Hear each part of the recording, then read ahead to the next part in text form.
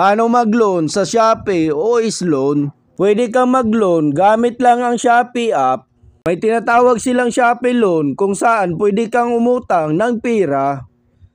Sa video na ito, ituturo ko sa inyo ang step by step kung paano mag-loan sa Shopee. Una, buksan ang Shopee app at pumunta sa Shopee Loan o Sloan. Dito makikita mo kaagad kung magkano ang pwede mong mautang sa Sloan. Tandaan mga idol, hindi lahat ng users ay eligible. Kaya kung wala pang ganito sa account mo, ibig sabihin hindi pa available. Ganito ang makikita nyo kapag pinindot nyo ang Sloan. Pag ganyan, ibig sabihin hindi pa kayo eligible for Shopee Loan. Sunod, mag-request ng loan.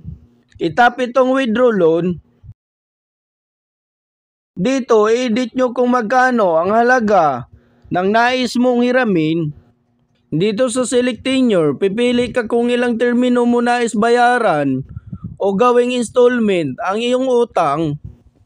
May 12 months, 9 months, 6 months at 3 months. Dito naman sa amount received, makikita kung magkano na lang ang matatanggap mong pera mula sa iyong na-loan.